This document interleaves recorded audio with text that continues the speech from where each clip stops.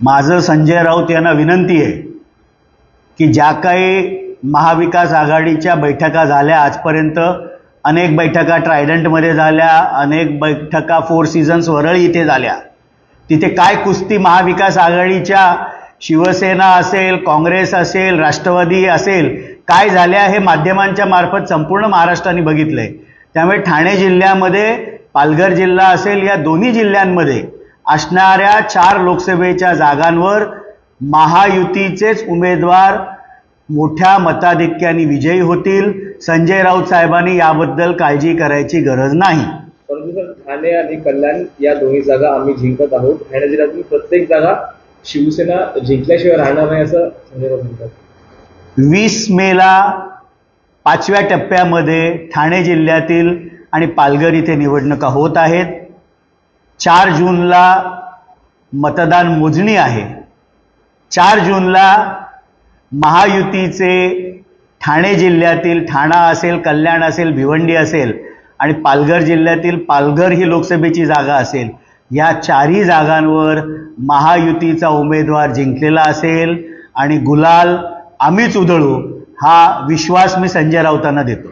Sir, कालपासून ठाकरे गटाची लोकसभेची यादी जाहीर झालेली आहे आणि ठाणे लोकसभेवरती राजन विचारे यांचं नाव सुद्धा जाहीर झालेलं आहे। तर त्यांच्या प्रचाराला काल सुरुवात झालेली आहे, परंतु महायुतीमधून अजूनही ठाणे लोकसभेचा उमेदवार जो तो जाहीर झालेला, नेमकी जागा जी आहे ती कुणाला मिळणार आहे? शिंदे गट असेल, भाजप असेल किंवा राष्ट्रवादी, नेमका उमेदवार कोणाचा असेल?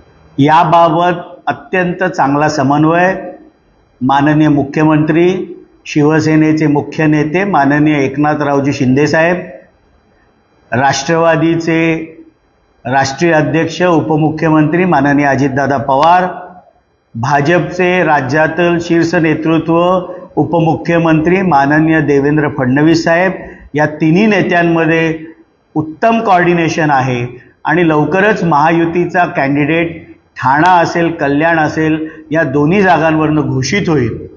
3 मे शेवटची तारीख आहे अर्ज भरण्याची, अजून नोटिफिकेशन देखील निघालेलं नाही। 20 मेला मतदान आहे, त्यामुळे फार घाई करण्याची गरज नाही। महायुतीचे उमेदवार हे विजयी झालेले असतील, हा आत्मविश्वास आणि संकल्प महायुतीच्या आम्ही सर्व कार्यकर्त्यांनी केलेला आहे।